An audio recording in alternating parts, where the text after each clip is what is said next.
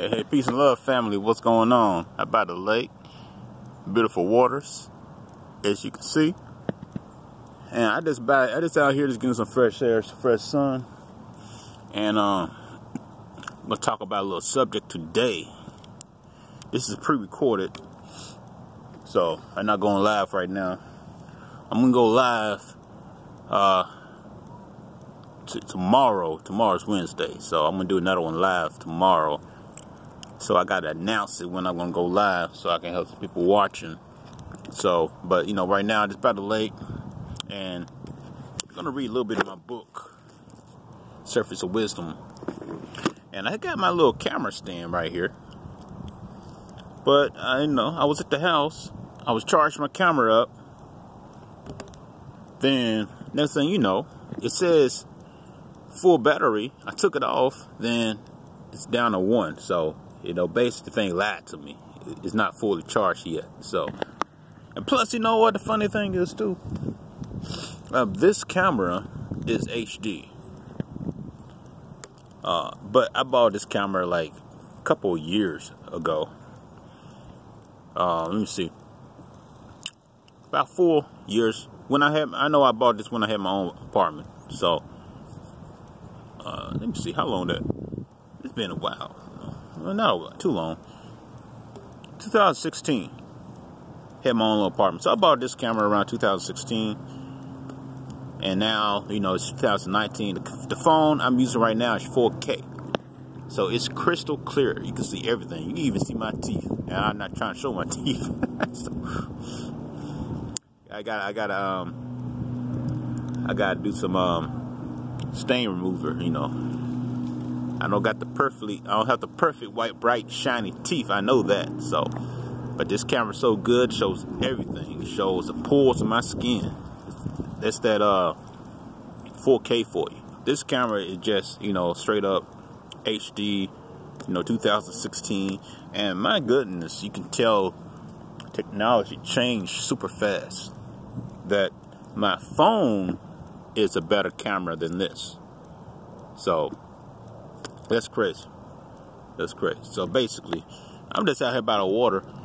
I was gonna do some libations. I really don't have to pour anything because I'm by the water right now. So I just by the water with the water spirits. So talking about the serpents of wisdom.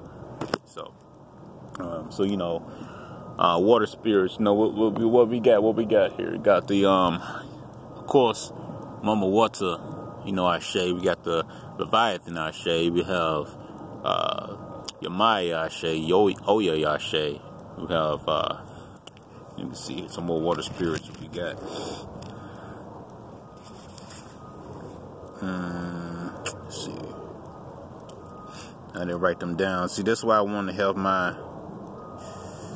That's why I wanted to have my phone and this recording at the same time, so I could look up some of this. I didn't write that list down. Some of the water spirits. But what we got here? We got in my book. We got a couple of them in my book. So just got to find them. But as far as Ptah, I think Ptah is one as well. Ashe to that Ptah, yeah. Oh yeah, Shemet. Shemet is another serpent. Is the Kundalini? I actually like the Kundalini serpent for Egyptian. So Ashe to that as well. And what we got else? We got the water spirit.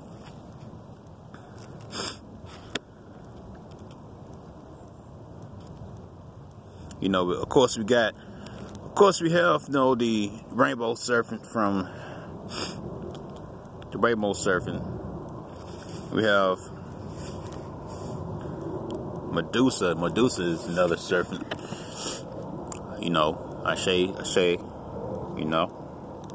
Talking about the water spirits right now. We're by the lake. So trying to drill on that, trying to bring that out. So we got Athena.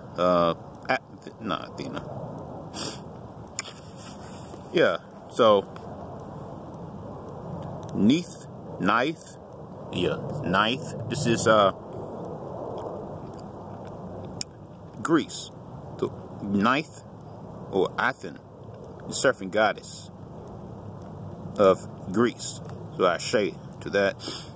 And of course, you know, the Nile River is a representation of a snake as well. The Nile River. So I say to that as well. So yeah. So we have also the, you know, what else we got here?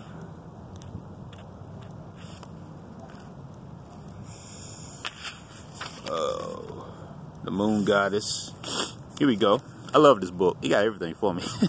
So, Dana, or Dana, D-A-N-A, the moon goddess, serpent, Dana. Wisdom of knowledge. So I say to that as well. Say to her, you know, Dana. You know, you got Anat. Anat is a warrior. She's not a serpent, but she's a warrior. You know, we have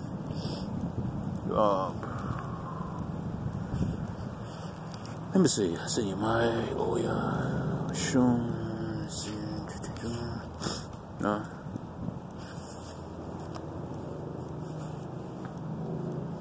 We have another one right here. It's called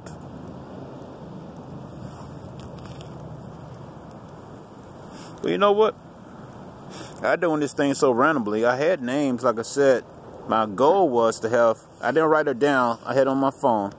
See, but it didn't go as planned. So I gotta think of these names off the top of my head. But no, that's a goal I'm gonna make actually for this year, to be able to just drop names. Because you know I'll be watching, you know, Bobby Hemming and the Water Boys do libations, dropping names. So like, yo, I gotta be able to drop some names like that too. But as far as, you know, I talk about the serpent. I know names of goddess and goddesses. I just talking about the serpents, the actual, you know, the names for different serpents. So Gorgon is one as well.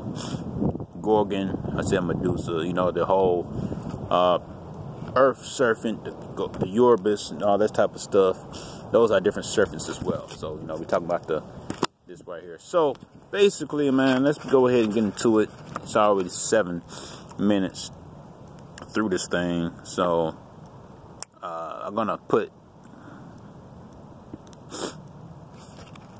let me see here. So what we're talking about right now is just basically talk about the serpents of wisdom, you know, the whole wise ones who are a representation of serpents, and the mother is the serpent as well, you know. So you had the ancient people of Lemuria, and these people of Lemuria were seen as wise serpents as well. Wise people. Put this down here.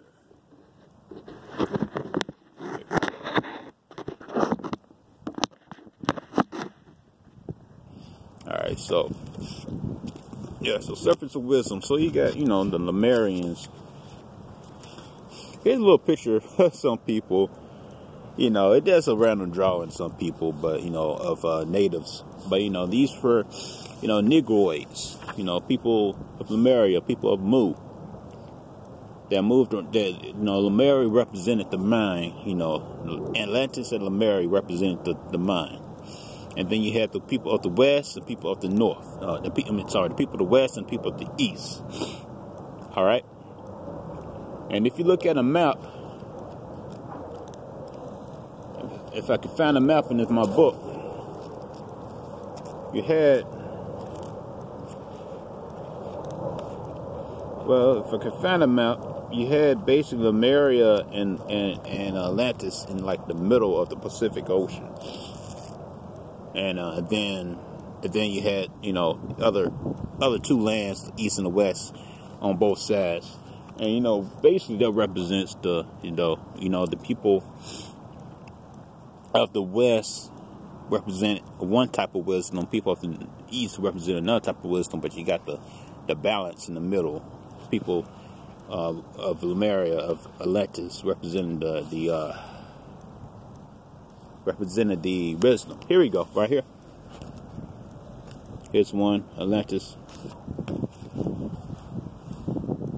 And they represent the wisdom. Now, survived. Now there's proof of Atlantis, of course. You know, you have the underworld. You have different cities that have been sank, and you know, you have that going on. You know, you have Plato, and there's something written right here. Plato's history of Atlantis found in the Timaeus and Critias. These are records of this continent existence. Okay, so these are books you can get from Plato's. Or just go online and look up Plato, and then you can read about his records of Atlantis and Lemuria.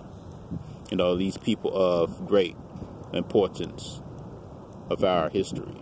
So, and let's see here.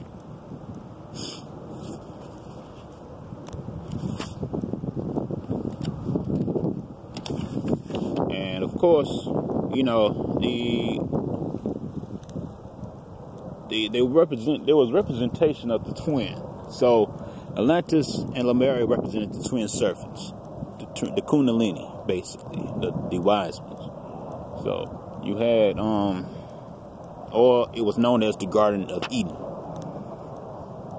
So Greek legends referred this to the motherland as Hesperia, and portrayed it as a pure paradisical Garden of Eden at the western end of the world, where the dragon laden, the serpent of the tree, once guarded the golden apples of wisdom. So basically, Hesperia was a title for Venus, the planet of immortality, thus designated Atlantis to have been a land of immortals. So okay, so there you got the information right there as well. So yeah.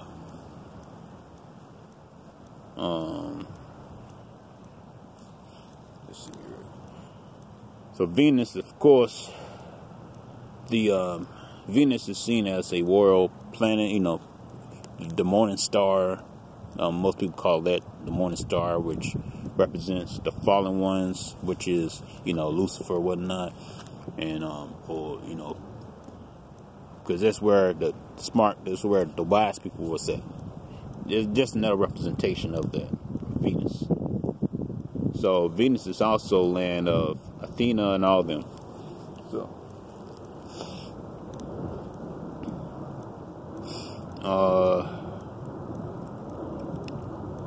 So in reference to Greek, alluded to the Atlantic motherland of the land Poseidon. That is Neptune. So if you want to know, Neptune's representation of Poseidon. You know, Poseidon is the king of Atlantis with the trident. The trident represents the Trinity. You got three horns on the trident, so that represents the Trinity. Let's see here. Now the symbol that represents Atlantean, in the Secret Doctrine, that's another book I have, it mentions that Neptune was both a manifestation of primal dragon as well as the symbol of the Atlantean magic. Neptune, like the primal dragon, was born out of the cosmic sea and possessed the triune spirits of power, which were symbolized by three-pronged tridents. So I just talked about that already, and then and I can get more into that, actually, what that meant. So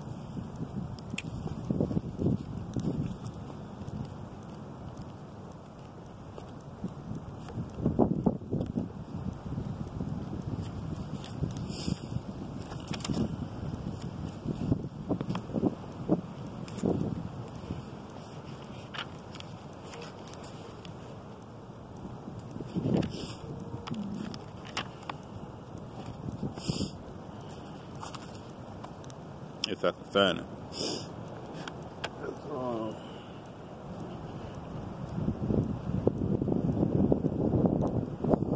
If I I can find it. This book has got a lot of stuff in it.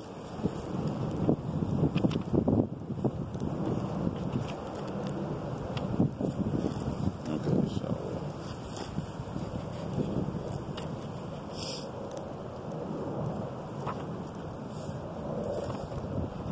I may gotta push pause.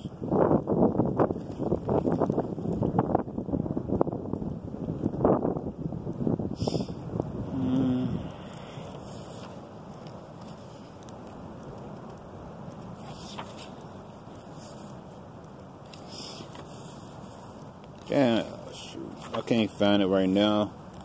Wait, I think I got it. So, no.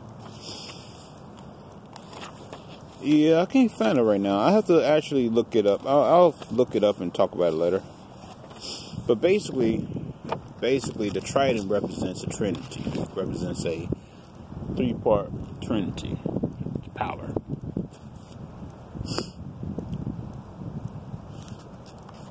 And let's see here. So,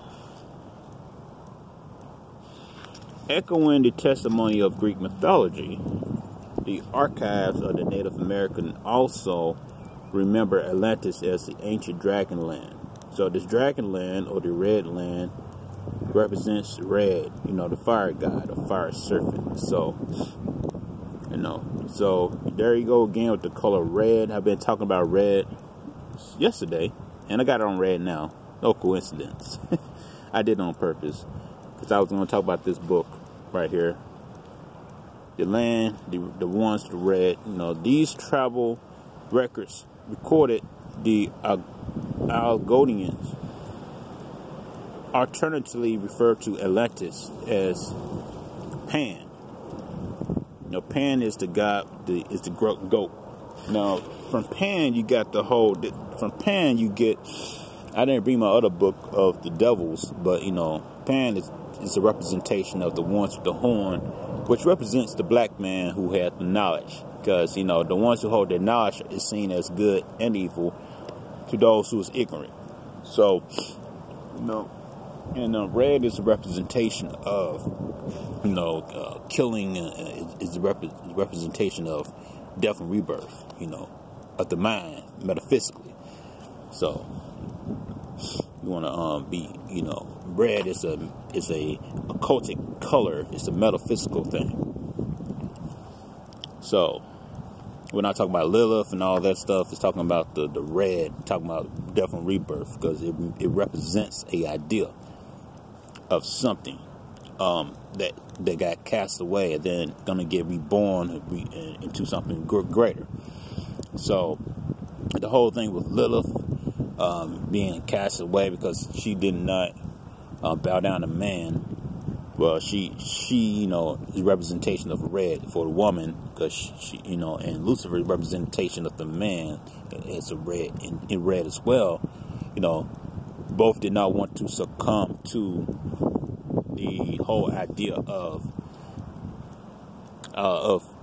you know, religion and, you know, killing the spirituality. Wanted to give knowledge to the man, to the woman. That's why Lilith actually is said to be the wife of Lucifer, you know, because they both represent the same idea, the spirituality, the protection of the spirituality. The ones in the red, the ones in the serpent, the wisdom, they represent the wisdom, and, you know, represent the snake. So